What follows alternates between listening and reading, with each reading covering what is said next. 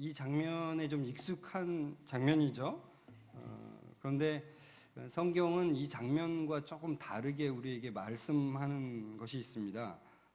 11절에 보시면은 동방박사들이 동물들이 사는 그 우리에 들어간 게 아니라 집에 들어갔다라고 나와 있습니다. 그러니까 우리가 생각한 그림과는 조금, 우리는 당연히 동방박사들은 이제 저렇게 뭐 말과 소라 뭐 이런 것들이 사는 곳에 들어가서 경배했을 거다 이렇게 생각하지만, 실제로 성경은 우리에게 동방박사들은 집에 들어가서 경배했다라고 말씀하고 있습니다. 그렇다면 또 한번 가만히 생각해 볼 것이, 과연 동방박사들이 그 아기 예수님을 만난 곳이 베들레헴인가라고 하는 것도 다시 한번 생각해 봐야 됩니다. 그러니까 다른 곳일 수도 있습니다. 동방에서 박사들이 왔다라고 2장 1절에 말씀해 주고 있습니다. 왜 왔냐고 하면 2절에 보면 유대인의 왕으로 나신 이가 어디 계시냐고 그들이 물으면서 동방에서 그의 별을 보고 그에게 경배하러 왔다는 겁니다. 이게 굉장히 놀라운 거죠. 어떤 별 하나를 보고서는 그가 왕이 태어난다라고 하는 걸 표현한다라는 것을 그들이 알게 되었고, 그 왕이 보통 왕이 아니기 때문에 그들에게 가장 소중한 것을 가지고 와서 그것을 경배하고 그것을 드리려고 왔다는 것입니다. 그러니까 놀라운 거죠. 이 동방박사들을 뭐 이런 그 성경에 말하는 기사를 볼 때 그들은 이제 별을 연구하는 사람들로 짐작할 수 있습니다. 뭐 그 당시에는 별을 연구하는 사람들은 뭐 점을 치는 사람들이 주로 많이 있었고요. 또 그 밖에도 우리가 알 수 없는 뭐 천문학을 연구해서 여러 가지 것을 활용해서 하는, 실제로 그 굉장히 박식한 사람들, 또는 뭐 별을 연구하지 않더라도 일반적으로 굉장히 학식이 뛰어난 사람들이라고도 볼 수 있겠습니다. 그런데 그들이 이제 동방에서 별을 보다가 평소에는 못 보던 별을 하나, 굉장히 희귀한 별이 나타난 것을 알게 된 겁니다. 그냥 이제까지 희미해서 잘 안 보이다가 잘 보인 별 그 정도가 아니라 전혀 없던 별이 이제 생겼다는 거죠. 그들이 매우 크고 그 밝은 별, 갑자기 생긴 그 별을 보고서 과연 그것이 무엇을 의미하는 것일까라고 생각을 했겠죠. 이건 예사별이 아니구나. 이건 보통 별이 아니구나. 보통의 의미가 있는 게 아니구나. 이렇게 이제 그들은 생각했을 거고, 그들이 내린 이제 깨달은 결론은 바로 2절에 나와 있듯이 유대인의 왕이 태어날 것이라고 하는 것이었습니다. 그런데 그냥 단순한 왕이 아니라 아마 이 왕은 유대인의 왕 정도가 아니라 이 세상을 구원할 왕, 모든 왕 중의 왕, 만왕의 왕으로 불림을 받을 왕이라고 이들은 확신했던 것 같습니다. 그들은 사실 굉장히 먼 거리를 여행해서 왔고, 또 그들에게 굉장히 소중한, 굉장히 값비싼 것을 그 왕께 드렸던 것을 볼 때 아마 이 왕은 보통 왕이 아니라는 것을 분명하게 확신했던 것은 분명한 것 같습니다. 근데 제가 가만히 생각해 봤습니다. 이들이 과연 어떻게 해서 이것을 깨달을 수 있었을까? 아마 자신들의 지혜로는 그것을 깨달을 수 없었으리라고 생각이 됩니다.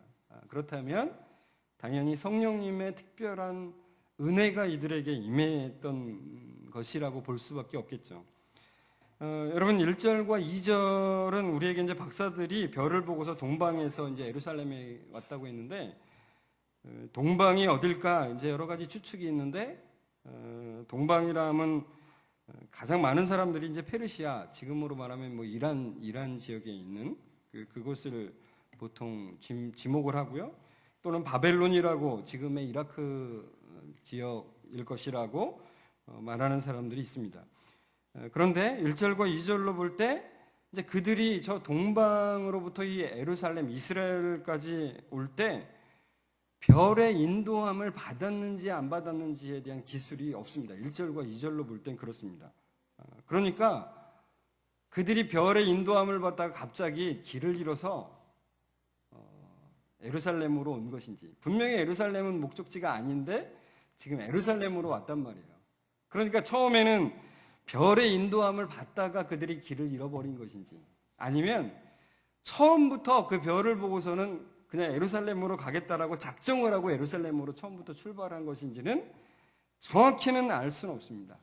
그러나 분명한 것은 그들은 목적지를 잘못 찾았다는 거죠.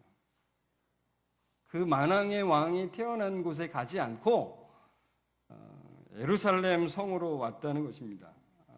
그러니까 그 위대한 왕이 태어난 곳으로 가야 될 그 사람들이 이스라엘의 수도인 왕궁이 있는 예루살렘으로 와 있는 겁니다. 왜 그랬을까요? 제가 예전에 어떤 분의 설명을 들었는데 그분이 이런 설명을 하더라고요. 동방박사들은 별의 인도함을 받다가 갑자기 그 도시의 화려한 불빛을 보고서는 그 화려함을 보고서 그 예루살렘 쪽으로 오게 된 거라고 설명을 하시더라고요. 그러면서 우리도 지금 이 세상의 화려한 불빛 때문에 진짜를 못 보고 있다고 그렇게 말씀을 하셨습니다. 물론 뭐 나름대로 일리는 있는 것이지만 뭐 그 당시에 그 도시의 불빛과 지금의 도시의 불빛은 이렇게 비교가 불가하기 때문에 뭐 제가 볼 때 그 당시 예루살렘의 불빛이래 봐야 그 뭐 시골 불빛 정도, 지금의 시골 불빛 정도에 해당하기 때문에 그들이 별의 그 방향을, 그 인도함을 따라가는데 방해를 받을 것 같지는 않다는 생각을 했습니다. 이미 동방박사들은 그 별을 보고서 예루살렘 쪽으로 갈 마음을 이미 작정했다는 쪽이 더 확실하겠죠. 왜냐하면 그들은 위대한 왕은 왕궁에서 태어날 것이다라고 하는 그들 나름대로의 지식의 총체적인 결론을 가지고 있었다라고 볼 수 있겠죠. 그러니까 그 별이 유대인의 왕이 나실 것이라고 하는 징조라는 것이 확신이 섰을 때 그들은 이미 그 별의 인도함을 받을 필요가 없었다는 것입니다. 왜냐하면 그들 스스로가 이미 분명하게 찾아갈 수 있는 예루살렘이라고 하는 목적지가 그들 앞에 있었기 때문입니다. 그런데 그들은 그 목적지를 잘못 짚었습니다. 그 만왕의 왕이 태어나실 곳을 잘못 짚었다는 거죠. 오히려 그들의 이러한 생각 때문에 헤롯 왕의 마음을 격동시키기만 했습니다. 헤롯 왕뿐만 아니라 예루살렘 전체가 소동했대요. 난리가 난 거죠. 왜요?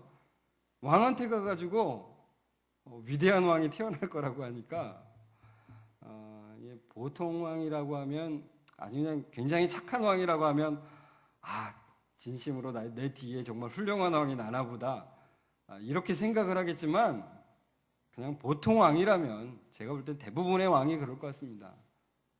위대한 왕이 태어난다라는 그 이야기를 듣고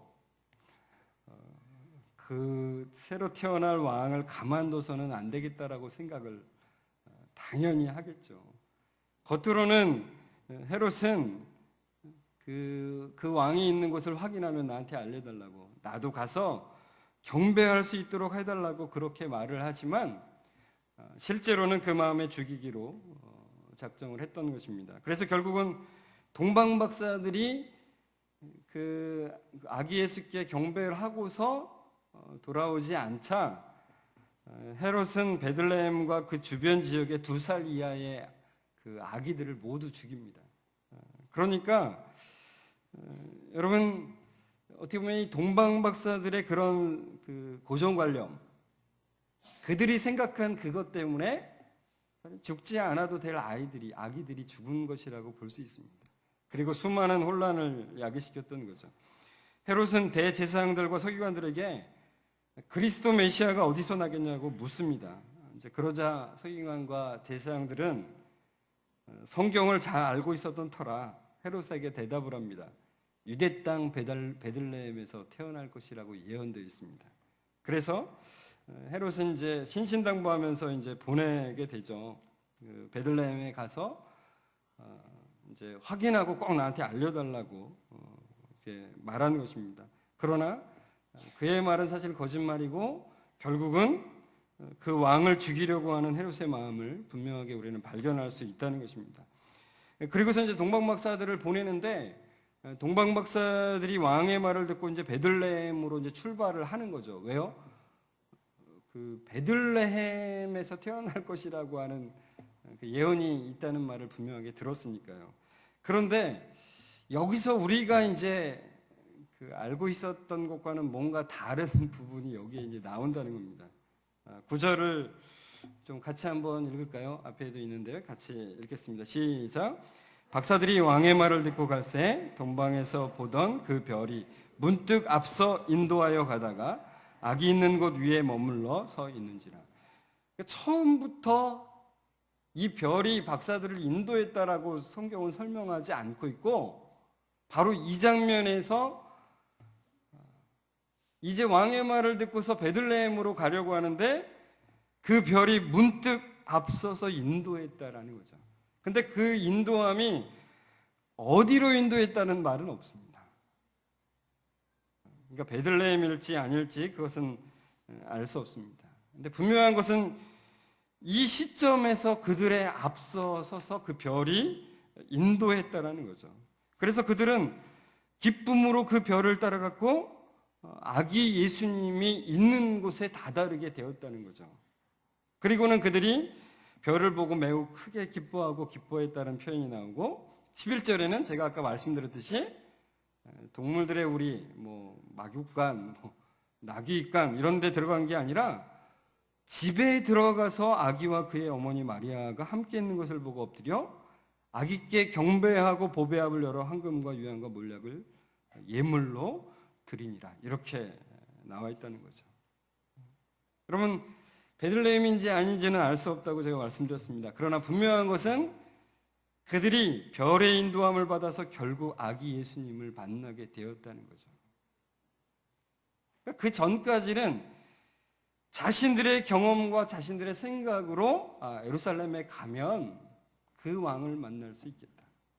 당연히 그 위대한 왕은 왕궁에서 태어날 것이다. 왕궁에 가면 반드시 그곳을 알게 될 것이다. 이렇게 자기들 나름대로 생각하고 그곳을 갔습니다. 그러나 여러분 성경은 우리에게 말씀해 주고 있습니다.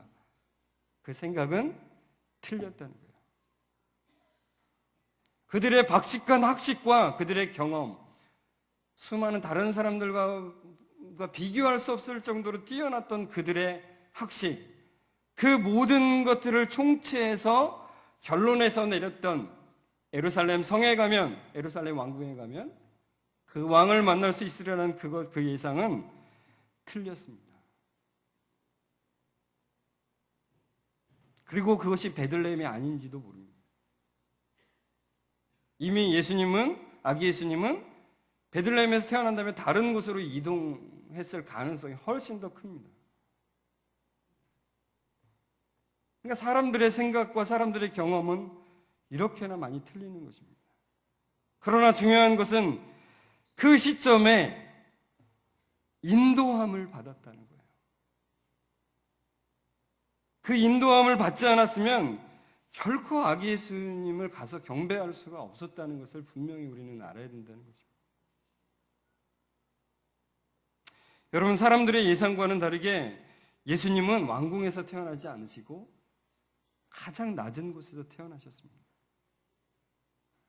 그리고 사람들의 인정과 사람들의 대우를 받으면서 그 태어나신 후에 이어서 가신 것이 아니라 죽음을 피해서 도피하셔야 됐어요. 사람들의 예상과는 전혀 다른 거죠. 사람들의 예상은 오히려 혼란을 일으켰고 죽지 않아야 될 아기들을 죽게 했다는 것입니다. 여러분, 우리 자신의 한번 생각들, 우리 자신의 고정관념들을 생각해 보았으면 좋겠습니다. 우리의 지혜와 지식, 그리고 경험을 의지해서 살아가고 있지 않습니까? 그러면 틀리는 겁니다. 전혀 헛다리 짚는 겁니다. 다른 것 잡고 살아가는 것입니다. 오히려 망하게 되는 길을 잡는다는 것입니다. 예수님과는 상관없는 곳으로 가게 된다는 것입니다. 예수님과는 전혀 딴판의 길로 가게 된다는 거죠. 멸망의 길로 갈 수밖에 없습니다. 그러나 내 지혜와 경험을 내려놓고 성령님의 인도하심을 의지한다면 그 인도하심을 받게 되고 예수님과 함께하는 그 길을 걸어가게 된다는 것입니다. 여러분, 동방박사들이 자신의 경험으로 틀린 헛다리를 짚었지만 다시 그 인도함을 받고 올바른 곳으로 갔듯이, 여러분, 우리의 고정관념과 경험과 지식과 지혜를 내려놓고 그 인도하심을 의지하며 사모하며 나아갈 때,